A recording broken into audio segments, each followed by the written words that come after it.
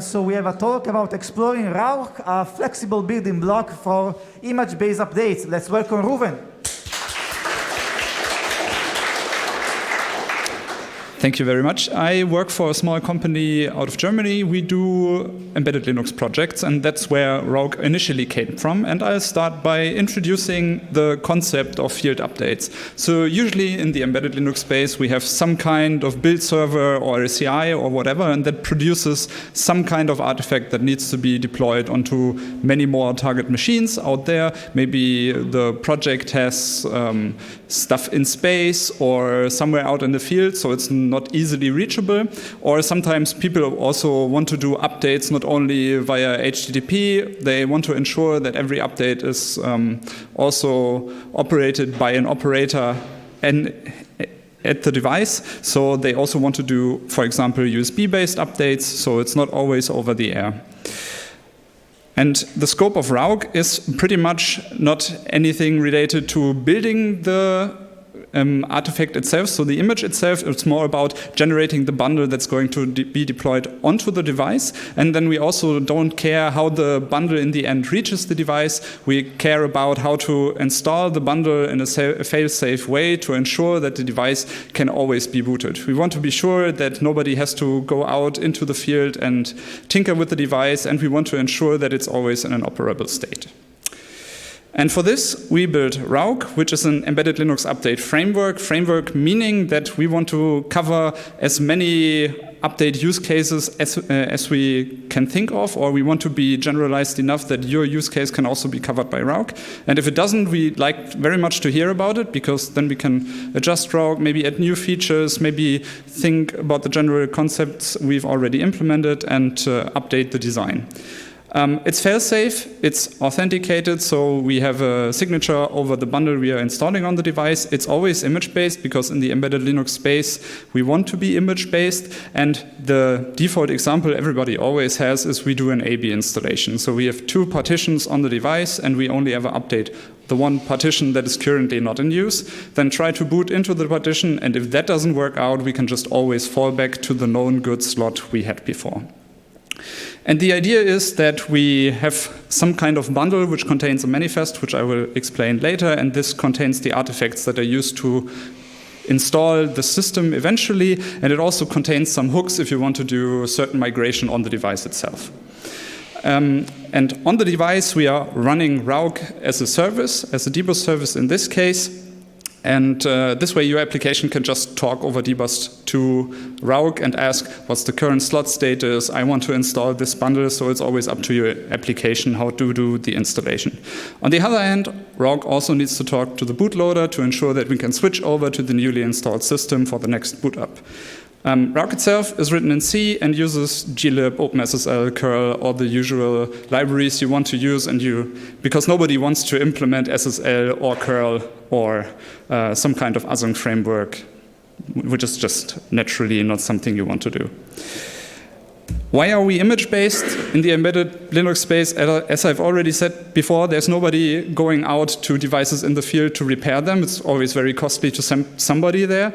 And we want to run exactly the same version we already tested. So in the ideal case, when the CI produces a new build artifact, a new build image for your device, you start a test framework which tests that your device or the new image works with your device and all the features your application requires on the device are working. And this also means there's not going to be any version drift between packages on the target, because we are not using package-based update system where some packages could be updated and others are not.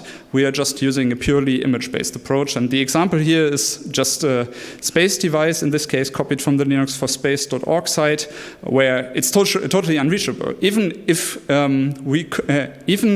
something fails in the field, there's no way to send an operator up into space to update a small CubeSat satellite. There's just no way that's in any way financially feasible, right? So let's talk a bit about the bundle format. So bundles are the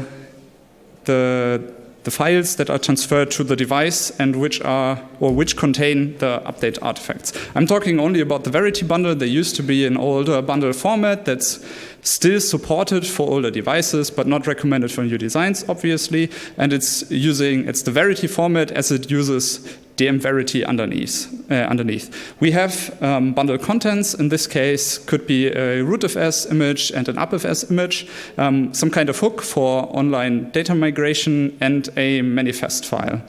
And then what we do is we put all these files into a squashfs and use Verity create to create the dm-verity tree, hash tree, take the root hash and put the root hash into the manifest. Put the hash tree after the squashfs and then sign only the manifest with the root hash. This is quite nice because we don't have to verify a lot of data. We only need to verify the root hash and the manifest data itself. And at the very end of the bundle, you can find the signature size. And now on the verification side, when we want to open up the bundle, the first thing we do is we locate the signature size at the very end of the bundle. That tells us where the manifest data is. With the manifest data and the keyring we deployed on the device previously, we go and verify that the signature for our manifest matches. With that, we have the root hash, and with the root hash and the hash tree that is also in front of the manifest, we can then access individual blocks of the squashfs. And in the usual case, the squashfs is just mounted in a runtime directory to transfer the data out from the files onto a partition or a directory or other files, and also run the included hooks. It's very nice because it's very fast initial verification, and we also have randomized access to the bundle contents. And this not only in the case we transferred the full bundle onto the device, this also works if the bundle is, for example, deployed on an HTTP server, where we can use the concept of bundle streaming. So the usual case is that you needed to download the whole bundle onto the device, which means that you have to have storage space for the complete bundle on the device. Embedded devices usually want to save storage because more storage means more costs for thousands of devices. Every cent matters. So the idea was to skip over the step and instead build an on-demand service which could download the right chunks from the bundle and just stream the data to disk without any intermediate storage required. You can see that on the left side, initially you had to download it onto some kind of data partition, or if the bundle was small enough and your RAM was big enough, you could download it into a tempfs and then install the bundle. But with streaming, this intermediate step is no longer required. So now the question is, how does this work? So for bundle streaming, we are employing an unprivileged helper. And what this unprivileged helper does is it exposes a block device up to RAUC. RAUC just forks off the little helper binary, and it exposes a block device. And on the other side, the unprivileged helper uses HTTP range requests to access certain blocks from the web server. So if I want to access like the third 4K block, I would just do a range request for this block. And on the Linux side, it looks like a normal block device. And if we now plug the dm-verity on top of it, because we can download just the root hash and the manifest using a range request as well, and open up the block device as a dm-verity device, we can access individual blocks via the HTTP range request without downloading all the data initially. That's still possible as a fallback. It always works. But if HTTP range requests are supported, we can just download a 4K block, write it to disk, and don't need any intermediate storage whatsoever. As we are talking about HTTP at the moment, the alternative in systemd land is systemd-sysupdate, where systemd-sysupdate works like, or provides you with a set of configuration files that are in the usual etc run or user lib locations we all know well from systemd. And it takes these definitions of what to update and can then do a HTTP or HTTPS request to a SHA-256 some .gpg file, where we have a detached signature also on the web server. And the great thing about systemd-sysupdate is that we not only can store a complete disk image or a complete tar archive, we can also store individual files or individual directories. So in the example shown on the right side, we can see that we are downloading a rootfs. In this case, this is switched up. No, the kernel shouldn't have a tar extension, but that can be fixed later. So what we are downloading is a rootfs, and we are also downloading a kernel. And the next step systemd-sysupdate then does is that it's able to decide via your configuration files where to deploy your individual downloaded files. So the rootfs can be deployed to a partition, and you can use systemd as well to update or create a file system beforehand. And your kernel can be deployed to your EFI or ESP partition, so your EFI system partition. And we are also able to, for example, deploy a complete container to varlib machines and then start the container via systemd nspawn, which is really, really nice. There's a certain difference in how RAUC and systemd-sysupdate do their authentication. So for RAUC, we are using X509 detached signature or CMS signatures at the very end of the bundle, as I've shown you in the bundle generation steps. And for systemd-sysupdate, we are usually using the very well-known in the distro world GNU-PG workflow, where we have the SHA-256 sums GPG and a detached signature. With that, we can verify that the file with the hash sums is correct and then download the files individually. This also means that we need to download the complete file to complete the hashing of the file, which is not really required in the RAUC case. Furthermore, the support is rather different between RAUC and systemd, because obviously RAUC came from the embedded space, so we very much needed to care about embedded bootloaders like U-boot, or supporting grub and EFI, or grub and barebox, or even supporting more custom solutions we've seen out in the field, where we needed to support BIOS implementations. So you can supply a custom script that does some kind of command on your system to parameterize your BIOS to ensure that on the next boot the correct partition is booted, while systemd is very much focused on the bootloader specification, which is totally fine. For encryption, RAUC can use dmcrypt, so instead of only using dmverity to verify initial blocks inside of the squashfs in the bundle, we can also layer dmcrypt on top of it and supply a symmetric key to decrypt the file on the system, which in the embedded case also requires you to have some kind of secret storage on the device, which is not always the case, but nowadays becomes more and more possible. And for systemd, encryption is pretty much at the moment, as far as I've known, since the pluggable transports for systemd-sysupdate are not there yet, it's pretty much limited to transport encryption via HTTPS. For targets, RAUC supports partitions, block devices, also MTD devices, because embedded devices still need to support SPI flashes or NAND flashes, and you need to erase them before writing the new data to them. So RAUC implements the correct flow of binaries to flash the data onto the device, and files and directories can at the moment be managed via hooks. And for systemd, as I've presented before, you can update partitions, files, or whole directory trees, as shown in the container example. For RAUC, the configuration is done inside of the manifest, so you define certain slots on your system, which are your A, B, C, D update partitions, and then you can define application partitions as well, and you can define however many you want. But we also supply hooks inside of the bundle, so every bundle update can be very customized to how you want to modify the system with this particular update.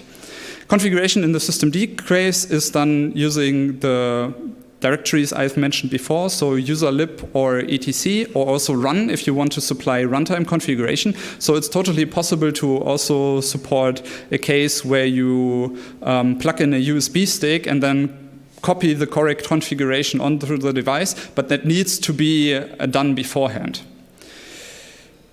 So the very next thing we then had come up as a problem is that we want to save on the download bandwidth. Because for embedded devices, sometimes these are connected over gRPS networks or edge networks still, and you want to download the smallest amount possible, because in most cases in these contracts you have to pay by the amount downloaded and not by the amount of time you are online. The conventional method to do this is delta updates, where you have a difference between two versions of your update of your system, and then you find out which is the delta of the bytes I need to update in this case. So on the left side we have a V2 and a V3, and there's a certain difference in the blocks on the system, and we know that to get from V2 to V3 we need to update these specific blocks via a delta update. And if we take this delta update and apply it onto a virgin V2 file, we will get a V3 target. This is the optimal difference. However, it has the problem that it doesn't really work in the case where we want to update from another version that isn't V2. So there's no real specific way to support an update from the V1 version of the system where we were booted on before, because we don't have the necessary blocks to go from V1 to V2 and then to V3. And it also requires the source and target image, and you have to do the step-by-step updates. So the idea the RAUC developers came up with is we supply the bundle capabilities inside the bundle itself. So we can always do a full download. Like, we provide the full bundle. If delta resolution somehow doesn't work out as a fallback, we can always do a full download of the bundle. We don't save any download bandwidth, but having the fallback is always great. Then we provide a hash index inside of the bundle. And with a hash index and the RAUC on target, we can find out which blocks of our device we need to update. So the bundle provides the optional download optimization. You have to run that before you deploy the bundle onto your online system where it can fetch the data. But then the RAUC on the target will download or will select the appropriate options to download, because it will do block-based hashing on its own block device to find out which blocks to update.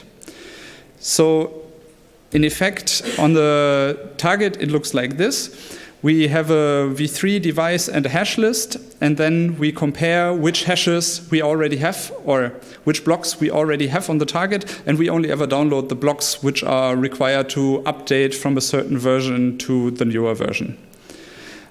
We currently have this implemented as a block-based the block hash index. So for block-based updates, this is already implemented. This could also be implemented for file-based variants using rsync and checksums. So you can checksum in individual files and don't only rsync the files which are not in the same state on your system. But so far, that hasn't been implemented. It would be another optimization step. There are also advanced features I've already hinted at. So we can do bundle encryption. We do a symmetric encryption of the payload data using the mcrypt, and then it's kind of up to the system whether you want to have all of the systems, or you have hundreds of systems sharing the same key, or each system has an individual key to decrypt the symmetric encryption key. Having many decryption keys also means that your signature size is going to grow, so it's a trade-off you have to make for the individual use case in this case. There's also application updates, which are currently supported by just defining an application slot and then updating the whole application at once. And there are developments in progress to also support artifacts updates, because nowadays it's oftentimes the case that people not only want to update the whole partition with the application, they may also want to update a container or a certain directory on the system, or the system they are operating on is not even their own, they are just somebody else that needs to deploy a container on a system that is already in the field. So there needs to be more flexibility in this kind of space. And there are also custom metadata options. So inside of the manifest, you can supply custom metadata. In this case, it's meta-pengotronics, where we just supply some random MAC address information and a location and a class to the device. And then when the HTTP request to the bundle is made, we can send the metadata up to the server, and the server can individually decide what to respond back with. There are also community and RAUC-related projects and products. I think everybody has heard of the Valve Steam Deck, and they also had a talk here about desync. CA-sync was the very initial support for not downloading the whole bundle at a time. And the patch lists for that were mainlined by Collabora for Steam Deck support. Home Assistant is also a very popular operating system that is supported by RAUC. So every time you update your Home Assistant inside of a Raspberry Pi or in a virtual machine, it will download a RAUC bundle and then update the system this way. There's the IKEA Dirigera Hub, which is a Zigbee-based device, which is also going to support Thread. As far as I know, they are running, the last time I looked, a rather old version of RAUC, but they are running RAUC. And there's also the Deutsche Bahn with Linux for ICEs, which is not running on the train itself. It's the info displays that are updated using the RAUC infrastructure, using the train info panels, and yes. So in conclusion, I've talked a bit about the RAUC service and about this update or systemd-sysupdate. I've talked a bit about the bundle format, about HTTPS streaming, and also about Delta updates. And I have additional slides for questions you may now have after this rather fast run-through of the individual features. So, do we have questions? Questions? Any question? Yes. Hello. So for the chunk-based, I guess it's not a Delta update, but it's an optimized download or whatever you call it. Do you just split every n bytes to generate these chunks? Yeah, or because are you it's doing currently something? Because something like SquashFS, you can't really split it at a fixed offset. Because as file sizes change, it changes like the size of the blocks. It would be a lot more efficient for a SquashFS system to actually parse the SquashFS file. So I was wondering if you do anything like that or plan to. I can comment on that. So currently it's a 4K based fixed size hash. So with SquashFS it's not as efficient, but the easy fix is to use EROFS, which is aligned for 4Ks. No. The SquashFS is the bundle. That is completely independent on what you write to the partition. And the hash index is inside the SquashFS and applies to the partition image. And that can be anything.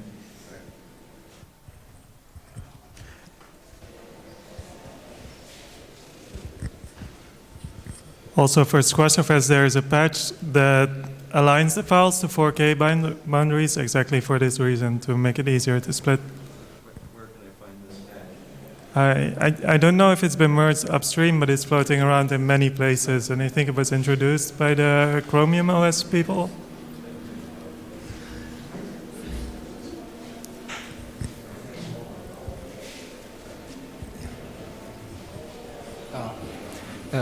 You mentioned that the RAUC needs to. You mentioned that the RAUC needs to communicate somehow with the bootloaders, for example, for the selection of the A or B partition and the fail count and so on. I'm wondering, have you thought about how to preserve integrity of these shared data is it up to the user? For example, you can use for U-boot, you can use a UB partition or UB volume to share the U-boot variables. But how you assure that the U-boot variables set by the systems are really valid, let's say, and integer? Do you know what you mean? Yeah, I know what you mean. So for U-boot and Barebox, it's pretty much just communicating with the bootloader, and there's no verification going on which slot is booted now. One of the options for embedded systems, at least in the ARM space, would be to employ something like OPT, where you not trust into some random data that is lying on an MTD device, but instead save the data inside of a trust zone application. And this way, your bootloader will then go to the trust zone application and ask for the data afterwards. If something like this is deployed, which adds additional complexity, of course, but then the verification of the updated boot partition is also done. Yeah.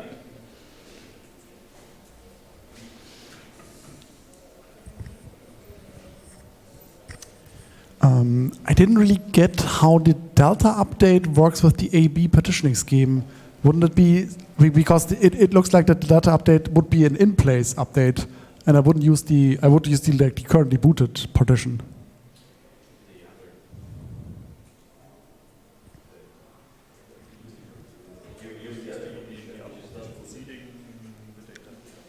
I didn't get that completely. Okay. So you would use the partition you are currently booted from to find out which blocks to update on the other partition. And for blocks which are not on the currently booted partition, you would download them, and blocks which match the currently booted partition can just be copied over onto the second partition. Okay. Now I get it. Thanks.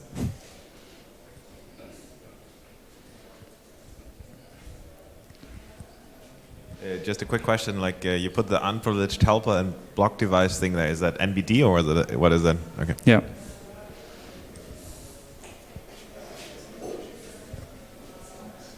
So you mentioned that you use HTTP range requests in order to fetch things chunk by chunk, especially if you can't do the real chunk-based transfer. Something that might be worth looking into is HTTP2, because that allows you to push things alongside with the main request. So that might give you some pipelining benefits, so that you have fewer round trips, and therefore fewer overhead on your network, which saves bytes. That's already used. That's already. So you can use HTTP1, HTTP2, because that's already supported by curl, and it, yeah, but that doesn't make that much of a difference anymore compared to HTTP1 versus 2, and you can do multiple requests in parallel. So you can do prefetching over multiple HTTP streams. Another question, like you. You put on the slides that you do the encryption thing. What's the use case? Like, why would you download? Like, I mean, it sounds to me that encryption should always happen the moment you or the verification and decryption should happen the moment you actually use the data, not when you download the data. It feels like, I mean, it's like, at least in my thinking, for example, the fact that apt or things like that authenticate the packages at download time and they're not authenticated at runtime anymore is like a conceptual error there. But this suggests, so that's the part that I don't understand. Like, it appears to me basically that if you drop configuration or keys or something with that mechanism onto the system, you should always authenticate it when you use it and not when you download it. So I was trying to. Sometimes it's also proprietary software you don't. So the main use case is proprietary software or proprietary data, like machine learning models people like to protect, or map data or something like this. So this wasn't. And you also want to transport them over USB sticks, so HTTPS alone is not enough. And basically, the authentication happens at both sides during download for the hooks and the metadata, so that RAUC never touches unauthenticated data in things like a complex file system. And also, we usually deploy the Verity images, so it's also authenticated at the next boot.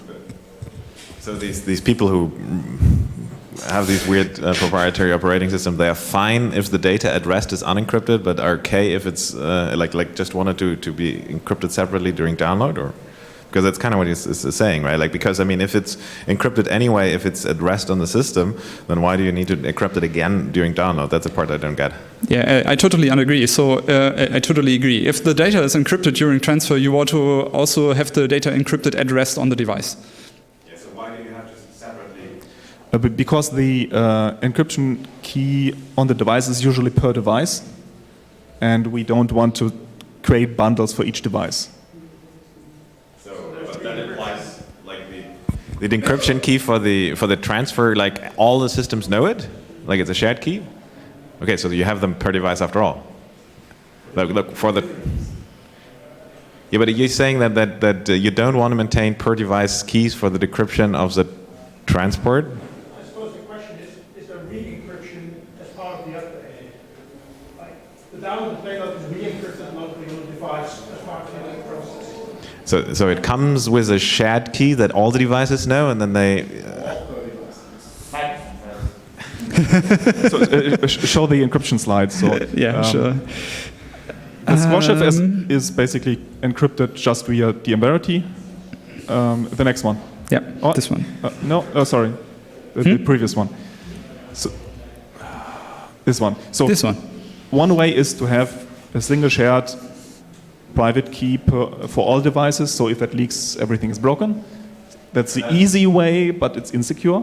And then you can do things like one key per production batch or one key actual per device, just for the bundle transfer.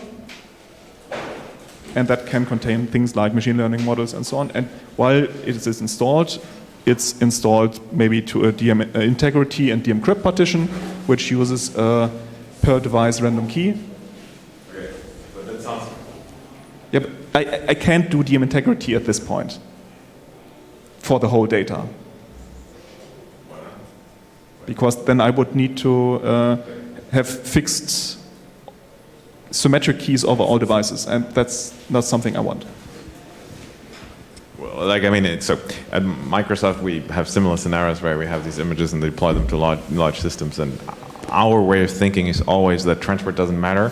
It's the images that need protection, and that would then also mean that, yeah, if you want the same image to be read by multiple devices with different keys, that you would just enroll different things there and the things. But, yeah. Not all of them have TP. And I think you're also right, and I can give you another stupid reason why it might be necessary. Sometimes it's a regulatory requirement to only have HTTP encrypted transmissions, and so it's the law to do it that way. In certain, yeah. So you don't even have a choice, stupid or not. So I mean, so the main reason why I'm asking these questions is because you said that HTTPS encryption wasn't enough, and that's I don't get that part of it. You know, like, I don't know. It sounds to me actually that HTTPS encryption is probably too much. Not. So there are cases where these things need to be transported via USB sticks to remote locations, and the guy transporting this USB stick is not trusted. So HTTP.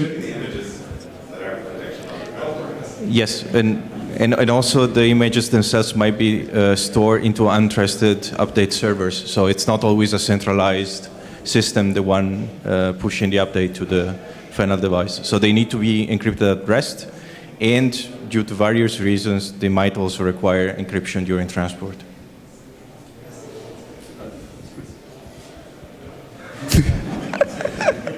Anything else? Anything else? We do have time, so if you have any questions, comments. So for DMVerity, actually, I have a question. You said the magic word, DMVerity, so you got my attention. So when you deploy this, do you use the DDI format, or is it just SquashFS plus DMVerity files? it's only SquashFS plus DMVerity. I see.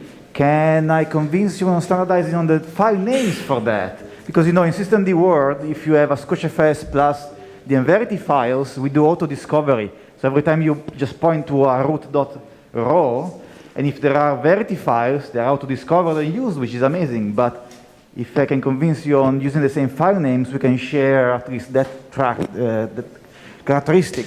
Do you think that's possible? We call image.raw and then The hash tree is a .verity, I see. and the root hash is a .root hash. And the signature is P7s. There's another question over there. All right. Yeah, he hates this stuff. No, what? No, I think.